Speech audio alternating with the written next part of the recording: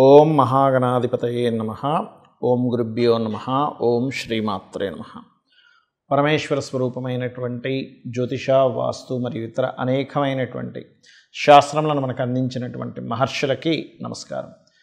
హయగ్రీవ హయగ్రీవ హయగ్రీవేతి యో వధేత్ తస్య నిస్సరతే వాణి జహ్నుకన్యా ప్రవాహవత్. అరుణాం కరుణాతరంగితాక్షీం ధృతపాశాంకుశపుష్పబాణచాపాం అనిమాదిభిరావృతాం మయూకైః అహమిత్యేవ విభావయే భవానీం. శ్రీమాత్రే నమః. ప్రేక్షకులకి ఆ లలితాంబిక అమ్మవారి యొక్క అనుగ్రహం పరిపూర్ణంగా కలగాలని మనస్ఫూర్తిగా కోరుకుంటూ, ఇక్కడ మీకు ఈ వారం జూన్ 16వ తేదీ నుంచి 22వ తేదీ వరకు ఉన్నటువంటి ఫలితాలు ఏ విధంగా ఉన్నాయి, అదేవిధంగా ఈ యొక్క చక్రంలో ఈ 22వ తేదీ నుంచి 16 నుంచి 22వ తేదీ వరకు ఉన్నటువంటి గ్రహస్థితి కనుక చూసుకున్నట్లయితే, శని కుంభరాశిలోనే సంచరిస్తుంటాడు. ఆయన ఈ మీనంలో రాహు, కన్యలో కేతువు, జీవకారకుడైనటువంటి గురువు వృషభంలో, ఇవి స్టాండర్డ్గా ఉంటాయి, ఈ వారంలో మారేవి కాదు. మరి మిగతా గ్రహాలు ఏమిటి పరిస్థితి అని చెప్పి చూసుకున్నట్లయితే, కుజుడు మేషంలో, అంటే వృషభ రాశిలోకి వెళ్తున్న కుజుడు వెళ్ళబోతున్నాడు. అంటే అప్పుడే వెళ్ళలేండి, జూలై 13వ తేదీకి వెళ్తాడు.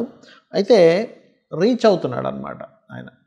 అయితే ఇక్కడ మరొక విషయం ఏంటంటే, రవి, బుధ, శుక్రులు ముగ్గురు కూడా చూసుకున్నట్లయితే ఇట్స్ వెరీ క్లియర్, ఈ యొక్క మిథున రాశిలో ఉన్నారు వీళ్ళు. ఈ మొన్నటి వరకు పంచగ్రహ కూటంలో ఉన్నటువంటి వారు మిథునంలోకి చేరుకున్నారు. మరి అదేవిధంగా చంద్రుడు కన్యా రాశి నుంచి ధనస్సు రాశి వరకు తన ప్రయాణం ఈ వారంలో జరుగుతుంది.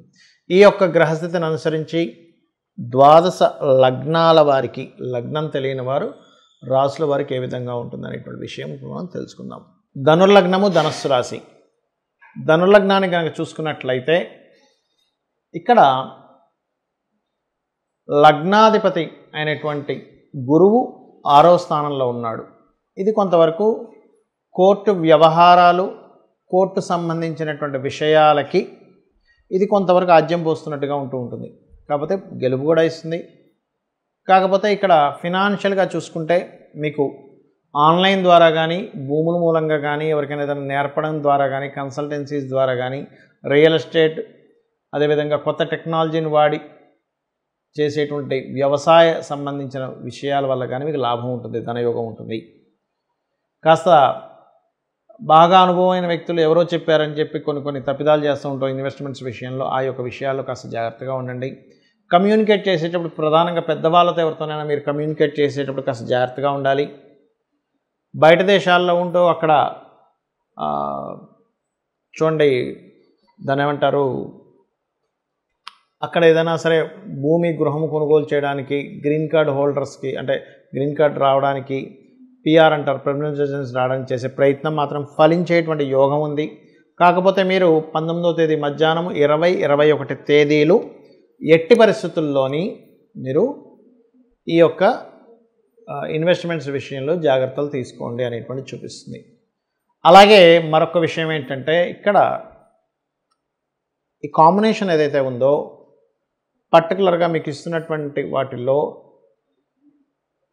సంతానంతో తెలియని ఘర్షణ, రాజకీయపరంగా కొంతవరకు ఘర్షణ యోగాలు, అలాగే వివాహ నిర్ణయాలు, వివాహ సంబంధించిన విషయాల్లో మాత్రం చాలా పాజిటివ్గా ఉంది. కొంతవరకు ఉద్యోగ అవకాశాలు, కొత్త ఉద్యోగ అవకాశాలు, అందులో ముఖ్యంగా మార్కెటింగ్, ఫైనాన్స్, అదేవిధంగా టీచింగ్ రిలేటెడ్ రంగాల్లో ఉండేటువంటి వారికి కొత్త ఉద్యోగ అవకాశాలు రానున్నాయి. వ్యాపారంలో కూడా అభివృద్ధి యోగం వైపు మీ యొక్క గ్రహస్థితి వెళ్తుంది చెప్పాలంటే.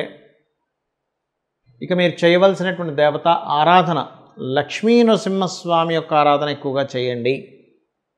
పంచమంలో కుజుడున్నాడు, కాకపోతే శని దృష్టి కూడా ఉంది కాబట్టి బెల్లముతో చేసినటువంటిది ఏదైనా పదార్థాన్ని స్వామివారికి నైవేద్యంగా పెట్టి, ఆ యొక్క పదార్థాన్ని మీరు నైవేద్యంగా ప్రసాదంగా తీసుకున్న నైవేద్యాన్ని ఖచ్చితంగా మంచి ఫలితాలు వస్తాయి. మీ అందరికీ కూడా ఈ వార ఫలితాల్లో ఎండింగ్లో చెప్పేటువంటిది పూర్తిగా వినండి. ఫస్ట్ ఆఫ్ ఆల్ ఏంటది అంటే, ప్రతి వ్యక్తికి కొన్ని భయాలు ఉన్నాయి. ఏమిటా భయాలు? జాతక చక్రంలో సర్పదోషము లేకపోతే ముఖ్యంగా కాల సర్పదోషం ఉంది అనగానే అమ్మో నిన్న నా జీవితం ఇంకా అయిపోయింది అనుకుంటారు. కానీ అది పూర్తిగా తప్పండి. నేను 140 మంది ప్రెసిడెంట్ల జాతకాలు రకరకాల దేశాల వారీగా తీసుకొని వాళ్ళ జాతకాలు తీసుకున్నప్పుడు దాదాపుగా 90% ఆఫ్ ప్రెసిడెంట్లకి కాలసర్పదోషం ఉంది. దానికి సమయంతో సంబంధం లేదు. గ్రహాలన్నీ ఒకవైపు ఉంటే రాహుకేతువులకి యువతల వైపు ఏ గ్రహము లేకపోతే దాన్నే కాలసర్పదోషం అంటారు. కాబట్టి నేను అనేది ఏంటంటే ఇక్కడ మన జాతకంలో ఏదో కాలసర్పదోషం ఉందనేటువంటి భయం పెట్టుకోకండి. కాలసర్పదోషం ఉన్నటువంటి ఒక వ్యక్తి దేశాన్ని వెళ్తున్నప్పుడు మీరు మీ జీవితాన్ని చక్కదిద్దుకోవడంలో కానీ మీకున్నటువంటి ప్రాబ్లమ్స్ తీర్చుకోవడం కానీ పెద్ద విషయం కాదు. ఇది గుర్తుపెట్టుకోండి. నేను మన మధ్యన ఉన్నటువంటి మెగాస్టార్ గారి జాతకంలో చిరంజీవి గారి జాతకంలో కూడా కాలసర్పదోషం ఉందని చెప్పాను. ఆయన ఏమైనా చిన్న వ్యక్తి చెప్పండి. అదేవిధంగా 140 మంది దేశాల్లో ఉండేటువంటి ప్రెసిడెంట్ల జాతకాల్లో ఉంది, నేను చూశాను. So don't worry. అంటే ఫస్ట్ ఆఫ్ ఆల్ మనకెప్పుడు జ్యోతిష్ శాస్త్రంలో ఈ భయాలు పోవాలి. భయం పోతేనే అమ్మవారిని పట్టుకొని మనం ధైర్యంగా ముందుకు వెళ్తేనే మనం ఏదైనా సాధించగలం. కాబట్టి ఈ కాలసర్పదోషం ఉంది కాబట్టి నేను ఎందుకు పనికిరాననేటువంటి భయాన్ని తీసేయండి. అయితే చాలామంది అంటారు ఏమంటే మరి దీనికి ఏమైనా పూజ చేసుకోవాలా? కాలసర్పదోషం అనేది కాలానికి ఆపాదించబడింది, జన్మజాతకానికి కాదు. సరే మీకు ఏదైనా అనిపిస్తుంది ఏమంటే నాకు దీనివల్లే ఇబ్బంది వస్తుందని అనిపిస్తుంది, సింపుల్గా ఏం లేదు, కాళహస్తికి వెళ్ళి ఆ ఈశ్వరుణ్ణి దర్శనం చేసుకొని, ముఖ్యంగా చాలామందికి తెలియని అంటే ఒక చిన్న ఇదేంటంటే కాళహస్తి అంటే ఎంతసేపు రాహుకేతు పూజలే అనుకుంటారు. కాదు, మీరు అక్కడికి వెళ్ళడం వల్ల పరమేశ్వరుడు అనుగ్రహం జరుగుతుంది రాహుకేతు పూజతో పాటు. ఎంతసేపు నేను కాళహస్తికి వెళ్ళి రాహుకేతు పూజ చేయించుకోవడం వల్ల నేను బయటపడ్డా అనుకుంటాం. అది కొంతవరకు అయితే ఈశ్వరుడి అనుగ్రహం కూడా కలిగింది అక్కడ. రాహుకేతువులతో పాటు ఈశ్వరుడు అంటే ఏమిటి? రాహుకేతువులు అనుగ్రహించారు మీకు అక్కడ ఈశ్వరుడిని దర్శనం చేసుకోవడానికి. సరే నువ్వు ఈశ్వరుడి దగ్గరికి వచ్చావు కాబట్టి నేను మిమ్మల్ని వదిలేస్తున్నాం, పెద్దగా ఇబ్బంది పెట్టట్లేదని రాహుకేతువులు అంటున్నారు. అది మనం పట్టుకోవాలి ఫస్ట్ ఆఫ్ ఆల్. అక్కడ అంటే గ్రహాలన్నీ కూడా మనం గనక పరమేశ్వరుడికో అమ్మవారికో ఆ విష్ణుమూర్తికో శరణాగతి కనుక చెందినట్లయితే అవి మనల్ని ఎక్స్క్యూజ్ చేస్తాయి చాలా మట్టుకు. అంటే మరీ దారుణమైన పాపాలు దారుణమైన కర్మలు ఉంటే అది కొంత అనుభవించాలండి, దట్ ఈస్ డిఫరెంట్ థింగ్. ఇక రెండవ విషయం, ఏలినాడు శని, అష్టమ శని, అర్ధాష్టమ శని నడుస్తుంది అని టెన్షన్ పడకండి. ఈ సమయంలో పర్టికులర్గా మీరు తీసుకోవాల్సిన జాగ్రత్త ఏమిటంటే ఎక్కువగా నిద్రపోకండి, శ్రమించండి ఎక్కువగా. అదేవిధంగా ముసలి వాళ్ళకి, ఏజ్డ్ పర్సన్స్కి, భర్త చనిపోయిన వాళ్ళకి, లేకపోతే బాగా కార్మికులకి, కర్షకులకి, మన కిందన పనిచేసే వారికి, వాళ్ళకి ఏదో ఒకటి మీరు ఇవ్వండి.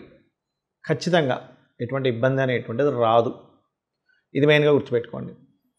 ఇక్కడ మరొకటి ఏంటంటే దీంతోపాటు ఇంకొక భయం అందరినీ వెంటాడుతూ ఉంటుంది. ఏమిటది అంటే ఏం చేసినా కలిసి రావట్లేదు, నేను ఏం చేసినా కలిసి రావట్లేదు, నా జాతకం బాగాలేదేమో, జాతకం తెలియదు నాకు అనుకుంటుంటారు. ఒకటే గుర్తుపెట్టుకోండి, ఏది చేసినా కలిసి రావట్లేదు అనేటువంటిది మైండ్లో నుంచి ఫస్ట్ తీసేసేయండి. నేను చెప్పేది ఒకటే, మైండ్లో మనకి మంత్రం చేసినట్టుగా అది పనిచేస్తూ ఉంటుంది. మైండ్లో నేనేం చేసినా కలిసి రావట్లేదు, అదొక మంత్రంలో పనిచేస్తుందండి. సబ్కాన్షియస్ మైండ్కి ఉన్న గొప్ప గుణం ఏంటంటే మీరు ఏది మైండ్లో అనుకుంటుంటే అది మీకు తెచ్చిపెడుతుంది. ఇతనికి ఏది చేసినా కలిసి రాకూడదనమాట అనుకుంటుందా, ఆ మైండ్ అలాంటిది. అనమాట. ఇంక దానికి ఎట్లా అంటే అది ఒక నిప్పు లాంటిది. నిప్పుకి దీన్ని కాల్చాలి, దీన్ని కాల్చకూడదని ఏమి ఉండదు. మీరు నిప్పుని తీసుకెళ్ళి దేనికి పెట్టినా అది కాల్చేస్తుంది. ఆఖరికి వేద గ్రంథాలను పెట్టినా కాల్చేస్తుంది, ఇంకొక పెంట కుప్పను పెట్టినా కాల్చేస్తుంది నిప్పు. ఇది వేదం కదా, కాల్చకూడదనే ఉండదు నిప్పుకి. ఎందుకు? నిప్పుకున్న లక్షణం అది. మీరు వినే ఉంటారు, మనకి అనేకమైనటువంటి శాస్త్రాలని 6 నెలల పాటు తగలబెట్టారు. అవన్నీ శాస్త్రాలు కదా, నిప్పు తగలబెట్టకుండా ఉండలేదు. వీడు మంచోడు కదా, వీడికి కాలకూడదు, వీడు మంచివాడు కాదు కదా, వీడికి కాలాలి అనేది ఏముండదండి నిప్పుకి. మన మైండ్ సెట్ ఏదైతే ఉందో, మన సబ్కాన్షియస్ మైండ్ ఏదైతే ఉందో, దట్ ఈజ్ ఒక దాని ధర్మం అది చేసుకుంటూ వెళ్ళిపోతుంది. దాని ధర్మం ఏంటంటే మీరు ఏది సబ్కాన్షియస్ మైండ్లో అనుకుంటుంటారో దాన్ని చెప్పడమే దాని పని. అంటే నేను మీకు నిప్పు ఉదాహరణ ఎందుకు ఇచ్చానంటే, మంచివాడు వేలు పెట్టినా మూర్ఖుడు వేలు పెట్టినా అది కాలుతుంది. అయితే ఇక్కడ మంచివాడికి కూడా కాలకుండా ఉండాలి అంటే ఇక్కడ మీకు ఒక చిన్న ఎగ్జాంపుల్ చెప్తాను చూడండి. ఆంజనేయ స్వామి లంకను తగలబెట్టినప్పుడు ఆంజనేయ స్వామి యొక్క తోకకి నిప్పు పెట్టారని చెప్పి తెలిసింది. అప్పుడు ఏం చేసింది? అమ్మవారు ప్రార్థించింది, అంటే ఏంటి, అమ్మవారి యొక్క అనుగ్రహం ఉంటే నిప్పు కూడా మనకు కాలదు. ఇది మనం అర్థం చేసుకోవాల్సిన విషయం. అమ్మవారి అనుగ్రహం ఉంటే నిప్పు కాలదు, ఇది బాగా అర్థం చేసుకోండి. అంటే అమ్మవారి అనుగ్రహం అంటే ఎప్పుడు ఉండాలి? అమ్మవారి అనుగ్రహం అంటే ఏమిటి? ఇక్కడ చుట్టూ ఉన్న విశ్వంలో ఉన్న ప్రతిదీ ఈశ్వరుడిగా భావిస్తూ అందులో ఉన్న శక్తి అమ్మవారిగా భావించినట్లయితే మీకు నిప్పు కూడా ఏమీ చేయదు అని అర్థం అనమాట. అది ఆంజనేయ స్వామికి సంబంధించిన వృత్తాంతంలో ఉన్న, అంటే ధర్మం కోసం మీరు కనుక పోరాడుతున్నప్పుడు అమ్మవారు సహకరిస్తూ ఆ నిప్పును కూడా అతనికి కాలకుండా చేయగలుగుతుంది. దట్ ఈజ్ ధర్మానికి ఉన్నటువంటి గొప్పతనం. ఇక్కడ నేను చెప్పేది ఒకటే, మీరు మరి ఏమండి నాకు ప్రతి ఏం చేసినా సరే నాకు పనికి రావట్లేదు, ఏం చేసినా నాకు కలిసి రావట్లేదు, ఏం చేయాలి? ఒక మంత్రం చెప్తాను.